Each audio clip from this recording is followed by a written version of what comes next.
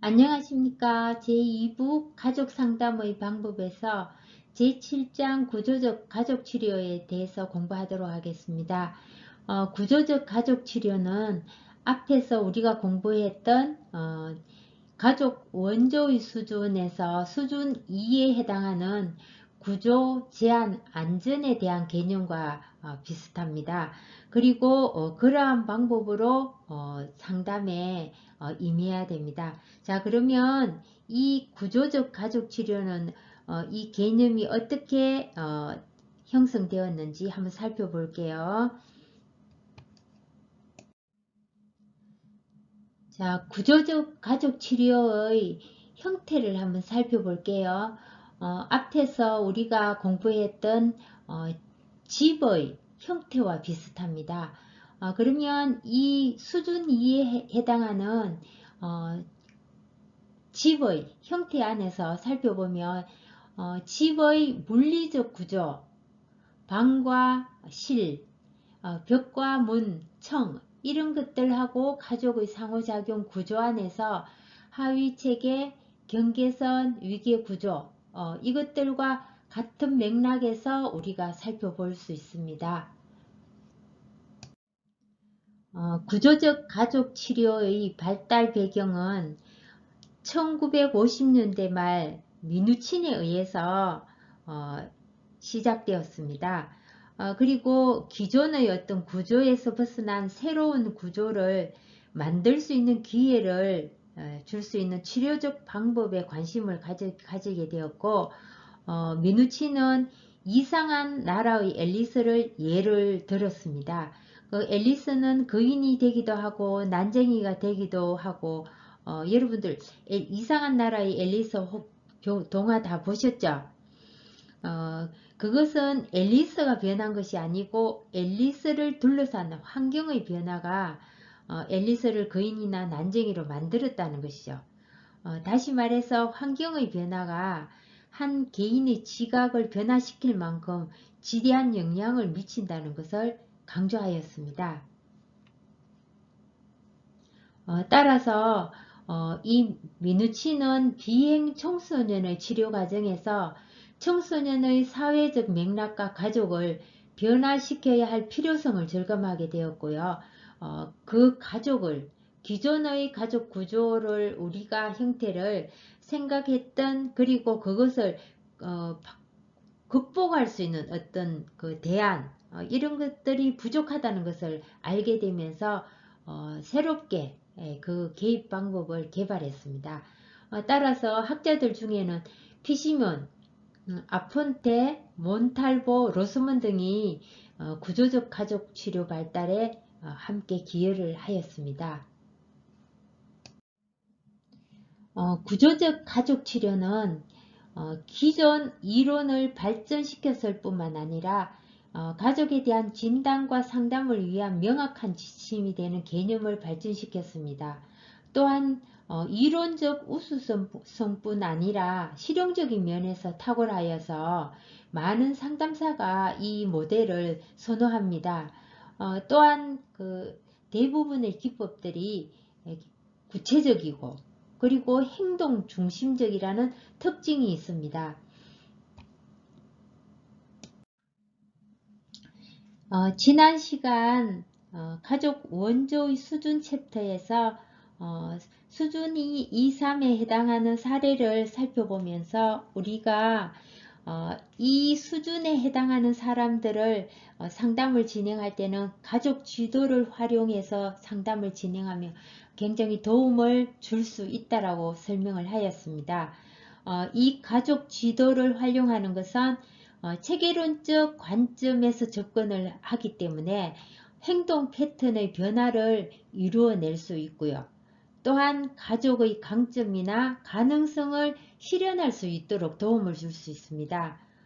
그리고 적당한 통제는 꼭 필요하고 그것이 그 사람들을 올바르게 코칭해주는 도움을 줄 수 있는 회복하는 데 효과를 줄 수 있는 방법이라고 설명을 드렸습니다. 자, 그러면 구조적 가족치료의 주요 개념에서 이 구조란 것은 보이지 않는 일련의 기능적 요구입니다. 그리고 이것은 가족끼리의 상호작용 방식과 연속성, 그리고 반복 예측되는 가족 행동 등을 조직한다는 것을 의미합니다. 가족은 나름대로 고유한 어떤 구조를 가졌는데요. 가족의 방식들이 있습니다. 그리고 가족 구조란 것은 사실은 이게 추상적인 개념이지 일반화되어서 우리가 정해진 그런 개념은 아닙니다. 따라서 인간관계의 어떤 규칙, 그 가족만이 갖고 있는 특성을 이해하지 않으면 안 됩니다. 그렇게 해야만 이 가족의 기능 수준에서 우리가 상담에 개입해서 효과를 줄 수 있습니다.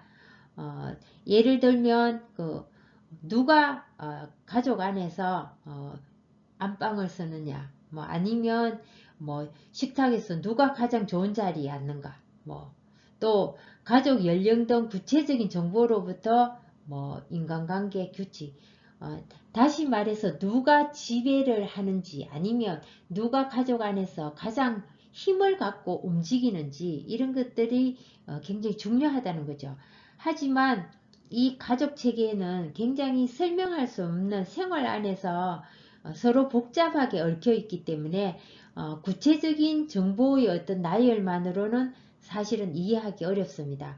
하지만 우리가 이런 것들을 통해서 이 가족 안에 있던 가족의 어떤 그 정서, 그리고 가족 안에 있는 신화 이런 것들을 우리가 살펴내고 또 그것을 찾아야만이 상담을 개입하고 도움을 줄 수 있습니다. 따라서 이러한 것들을 더 자세히 살펴볼 수 있는 그리고 효과를 줄 수 있는 원인 요인 이런 것들을 우리가 살펴보도록 하겠습니다. 구조적 가족치료의 주요 개념의 경계선에 대해서 살펴볼게요. 경계선이란 우리가 보통 바운드리라고 얘기를 하죠. 이것은 하위 체계 사이에서 주로 사용되는 말인데요. 직접 보이지는 않지만 개인과 하위 체계 간에 또는 가족 간에 허용할 수 있는 접촉의 양과 종류가 이 같은 경계선으로 구분된다는 거죠. 이것은 가족 상호작용 과정에 가족 구성원 누군가가 어떤 방식으로 참가할 수 있는가에 대한 규약인데요. 하위 체계 간의 역동관계는 경계선이 명확한지 밀착되었는지 분리되었는지에 따라서 애매한 경계선, 명료한 경계선, 경직된 경계선으로 구별할 수 있습니다. 그리고 이 선에 대한 종류는 제가 뒤에 보면 설명을 다 뒷챕터에 만들어 놓았습니다. 그래서 여러분들이 상담을 진행할 때 가족 지도를 만들 때 그것을 활용하시면 됩니다. 명료한 경계선을 가진 가족은 정상적인 가족입니다. 애매한 경계선을 가진 가족은 가족 체계에 참여하는 것에 대한 규칙이 애매하기 때문에 가족들 모두가 문제에 서로 지나치게 얽혀 있어서 필요 이상 간섭하게 됩니다. 그래서 우리가 서로가 분화가 되어야 된다라고 앞에서 설명한 적이 있죠. 필요 이상 서로의 어떤 영역에서 침범을 하게 되면 서로에게 갈등과 상처를 줄 수 있는 요인이 됩니다. 따라서 밀착된 가족이라고 부르는데요. 애착관계하고는 조금 다릅니다. 밀착된 가족이라고 부르는데 이 반대로 이러한 경계선이 경직되어 버리면 가족들은 뿔뿔이 흩어져 되어 이렇게 그래서 관심도 없고 서로가 연락도 잘 취하지 않고 이렇게 된 가족을 의미합니다. 이것은 밀착된 가족과 반대 현상으로 격리된 가족이라고 부릅니다. 지금 제가 말씀드리는 밀착된 가족이나 격리된 가족 이런 용어들은 앞에서 한번 설명한 적이 있기 때문에 아마 여러분들이 생소하게 느끼시지는 않을 거예요. 그죠? 그리고 일반적으로 언급된 세 개의 어떤 경계선, 명확한 경계선, 그리고 경직된 경계선, 애매한 경계선, 이러한 것들은 가족 내에서 함께 사용되지만 어떤 가족의 경우에는 유연성을 상실해버리고 가족 간에 밀착된 상태나 격리된 상태라는 양극단에서 이렇게 넘나들기도 합니다. 제휴는 가족의 상호작용 과정으로 가족 체계의 한 개인이 다른 협력관계 또는 상반된 관계를 갖는 것입니다. 따라서 가족은 부부 하위체계, 부모 하위체계, 형제 하위체계 세 가지 하위체계로 구성되어 있으며 또 이러한 하위체계는 많은 연합이 이루어져 있습니다. 따라서 제휴에는 연합과 동맹 두 가지가 있을 수 있는데요. 이 연합은 두 사람이 제3자에 대항하기 위해서 힘을 합하는 것입니다. 여러분 삼각관계 앞에서 공부하셨죠? 예, 그거와 비슷한 개념이라고 생각하시면 됩니다. 그리고 이와는 조금 달라요. 동맹은. 그리고 동맹이라고 있는데 이 동맹은 두 사람이 다른 공동의 목적을 위해서 제3자와 제휴하는 것입니다. 그래서 상대와 반드시 제3자와 적대적 관계일 필요는 없다는 것이죠. 자, 그러면 연합과 동맹의 차이입니다. 이러한 것들은 힘의 관계가 경계선 안에서 상호작용하기 때문에 하위체계 구성원 간의 관계는 연합의 개념으로 볼 수 있으며 여기에서는 제휴에 해당되는 개념이기도 합니다. 권력의 개념을 살펴보면 권력이란 파워는 개개인의 가족이 상호작용 과정을 통해서 다른 사람에게 미치는 영향력을 의미합니다. 이 권력은 일반적으로 절대적인 권한을 의미하는 것은 아니고 경우에 따라서 달라집니다. 가족의 힘, 지배력, 예를 들면 그 안방을 누가 사용하느냐, 또 식탁에서 가장 좋은 위치에 누가 앉아서 식사를 하느냐에 따라서 그 사람의 절대적인 힘, 권한을 우리가 살펴볼 수 있겠죠.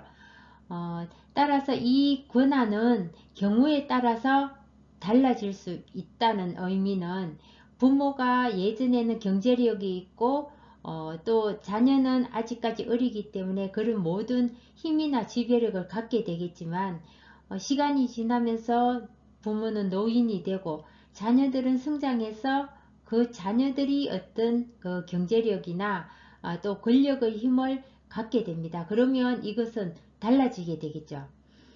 따라서 이 권력이라는 것은 가족의 적극적인 교류 여부에 따라서 또 달라질 수 있겠습니다. 그리고 미누치는 가족 구조를 명료화하기 위해서 다음과 같은 아래 그림 있죠. 이것을 가족 지도라는 도표를 사용하였는데 제가 앞에서 말씀드렸듯이 가족 지도에 사용되는 기호가 여기에 도표에 그림 7-1에 있습니다. 자, 명료한 경계선과 경직된 경계선, 애매한 경계선은 앞에서 우리가 설명을 했습니다. 경계선 공부를 할 때. 그리고 이 명료한 경계선은 건강한 어떤 정상적인 가족 간에 이런 것들이 이루어질 수 있고요. 애매한 경계선이 있는 가족은 밀착되어서 그 경계가 애매모호하다라고 했습니다. 그러면 서로의 영역을 침범하게 되므로 지나친 간섭이나 갈등의 우려가 있다라고 공부를 했죠. 그리고 경직된 경계선은 격리된 어떤 가족 간의 상호작용 그런 것들을 의미한다라고 무관심이라고 볼 수도 있고요. 또 전화도 자주 하지 않고 서로가 어떤 융합하지 못하는 그런 것들을 의미하는 기호입니다. 그리고 협력관계 앞에서 우리가 제휴 공부할 때 배웠죠. 그리고 지나친 밀착관계 이 지나친 밀착관계와 애착관계는 다르다고 제가 또 설명을 드렸습니다. 그리고 갈등관계, 연합, 우회 이런 것들을 사용하여서 가족관계를 표시한다면 우리가 굉장히 쉽게 그 가족에 대해서 우리가 탐색을 할 수 있습니다. 아래 그림 7-2 가족 지도 예를 우리가 살펴보면서 이 가족에 대한 어떤 사례가 어떤 관계로 지금 이루어져 있는지를 한번 공부해 보도록 하겠습니다. 구조적 가족 치료에서는 가족의 하위 체계의 어떤 유형이나 바람직하지 않은 하위 체계 간의 경계나 또 가족 체계와 그것을 둘러싼 생태학적 맥락과의 경계에 관심을 가져야 됩니다. 이 가족 지도에서 우리가 다양한 관계를 한눈에 파악할 수 있죠. 현재 한번 살펴볼게요. 왼쪽 그림에서 부부의 갈등 관계로 인해서 긴장을 완화하고 자녀라는 제3자를 부부 사이에 삼각관계를 이렇게 만들어 놓은 거 보이시죠? 그리고 이들 부부는 자신들의 관심을 많은 문제가 있다고 규정한 아들의 문제에 집중했겠죠. 그래서 표면적으로는 부부관계를 그대로 유지할 수 있습니다. 따라서 여기서 역기능적 가족 지도라고 되어 있고 부모의 갈등에 휘말리게 된 자녀 삼각관계로 이루어져 있기 때문에 우리가 그것을 잘 살펴볼 수 있습니다. 그리고 오른쪽 그림에서 살펴보면 부부와 형제라는 각각의 하위 체계에 협력 관계를 유지하면서 세대 간에는 분명한 경계선을 가진 경우이며 또 그러한 것을 기능하는 가족의 지도입니다. 자, 여기서 보면 점선 보이시죠? 점선에서 부모와 자녀 사이에는 굉장히 명료한 경계선이 그어져 있어요. 그리고 자녀들 간에는 어때요? 자녀들 간에는 자기들끼리 어쨌든 밀착되어 있고 협력 관계를 유지하고 있어요. 자, 그래서 이것을 우리가 살펴보면서 어떻게 이루어져 가고 있구나, 어떻게 진행되고 있구나, 가족들 간에 어떤 기능적인, 역기능적인 이런 것들이 우리가 제대로 살펴볼 수 있습니다. 자, 그러면 구조적 가족 치료를 하는 상담사는 가족 체계에 합류하면서 가족이 도움을 원하는 IP, 다시 말해서 가족이 문제로 지목한 사람을 IP라고 합니다. 그래서 IP의 정상 또는 문제 행동이 가족 기능이나 구조와 어떤 관계가 있는지를 판단합니다. 정상이나 문제가 구조와 관계를 가진다는 사실을 발견하게 되면 가족에게 체계나 하위 체계 간의 경계를 수정하거나 가족 내의 연합과 같은 변화가 필요하다는 것을 알려줍니다. 구조적 가족 치료에서는 문제들이 역기능적 가족 구조에 의해서 유지된다고 보았습니다. 그러므로 상담은 가족 구조를 변화시켜서 가족 문제를 해결할 수 있도록 하는 것이며 상담 목표는 구조의 변화입니다. 그리고 문제 해결은 체계적 목표의 부사물이라고 하였습니다. 어, 상담사는 가족의 구조를 변화시키기 위해서 가족 체계에 참여하게 되는데 경계선을 바꾸거나 하위 체계를 재정비하여서 가족 각각의 행동과 경험을 바꾸려고 노력을 합니다. 하지만 상담사는 단지 가족 기능이 변화하도록 도울 수밖에 없고 문제 해결은 가족이 해야 할 부분입니다. 따라서 우리가 문제 소유도 내담자가 갖고 있고 문제의 해결 방법도 본인들이 갖고 있다라고 보통 얘기를 하죠. 그리고 상담사는 그것을 정보 안내 그리고 조력 이런 것들로 우리가 대처된다라고 얘기를 합니다.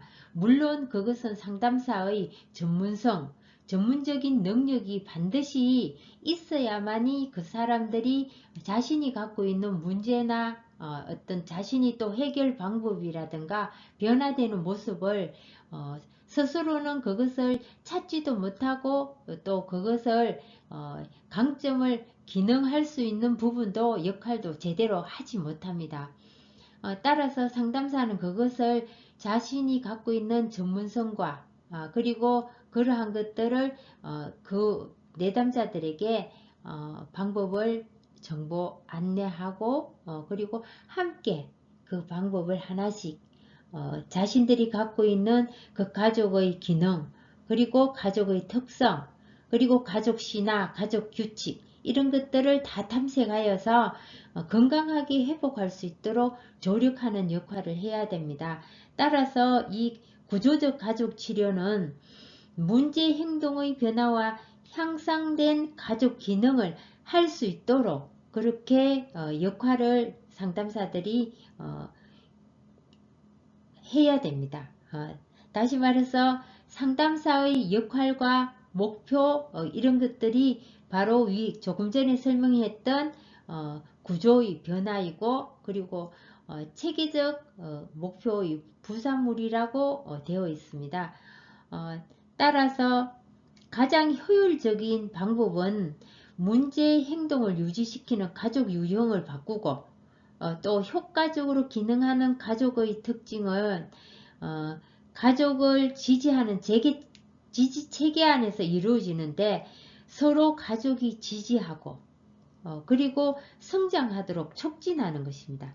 다시 말해서 가족의 특징은 가족을 지지하는 체계인데요. 그 체계 안에서 가족이 서로 지지하고 개인이 어떤 문제 행동을 해결하고 성장할 수 있도록 촉진하는 것이 이 구조적 가족 치료의 목표라고 생각하시면 됩니다. 결국 가족 체계의 이러한 것들은 성장으로 이어질 것이며 또 가족 목표는 그들이 제시하는 정상과 구조적 역기능의 특성에 의해서 설정이 됩니다. 가족 치료의 세부적인 상담 목표는 하위 체계 간의 명확한 경계선 설정과 가족 위계 질서의 강화, 가족의 실상에 맞는 규칙으로 바꾸는 것입니다.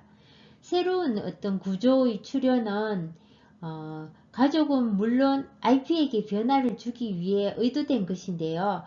이런 관점에서 보면 부적당한 가족 규칙을 새로운 규칙으로 대체하고 또 가족이 가진 고정된 역할과 기능에서 벗어나서 가족 항상성을 유지하기 위한 문제 행동이 더 이상 필요하지 않게 됨으로써 IP의 문제는 사라진다는 것이죠. 따라서 가족 재구조화의 결과는 또다시 문제 행동이 나타날 가능성은 줄어들게 될 것이고 또 전체로서의 가족이 그들의 성장 잠재력을 증가시킬 수 있는 기능이 커질 수 있겠죠. 상담사는 이렇게 가족이 가능한 융통성과 변화 영역을 탐색하고 잠재적인 구조적 대안을 활성화시켜 변화하도록 하는 것이 상담사의 가장 큰 목표이며 또 가족 체계의 상호 규칙을 재구조화하는 것도 구조적 가족 치료의 목표라고 할 수 있습니다. 따라서 가족은 대안적인 방식과 다른 가족과 보다 만족스러운 상호작용 방식을 습득해서 미래의 갈등과 스트레스에 잘 대처할 수 있도록 해야 됩니다. 따라서 주요 개념을 이 구조적 가족 치료는 가족의 융합과 건강함을 촉진하고 성장을 향상시키고 그리고 가족의 가능한 융통성과 변화 영역을 탐색하여서 구조적 대안을 활성화시키는 게 최종 목표라고 볼 수 있습니다. 굉장히 행복한 모습이죠, 여러분. 과거는 히스토리라고 합니다. 지나간 나의 역사죠. 그리고 미래는 미스테리라고 합니다. 닥쳐올 모든 것들이 아직까지 내가 확신도 없고 또 어떤 것이 나에게 닥쳐올지 우리는 불가사의하다는 거죠. 하지만 현재는 내가 지금 어떻게 모든 것을 다 이루어낼 수 있고 의식적으로 내가 눈에 보이는 그런 것들입니다. 따라서 오늘은 선물입니다. 오늘이 계속 이루어지는 것이 결국 나의 히스토리이고 또 오늘이 계속 이루어지면 내일도 오늘처럼 이렇게 내가 행복하고 감사하고 그리고 매일매일 열심히 이루어낼 수 있는 날들이 될 것입니다. 따라서 선물 같은 투데이 오늘을 여러분 행복하게 보내시고요. 이번 시간 시청하시느라 힘드셨을 텐데 수고하셨고 감사합니다.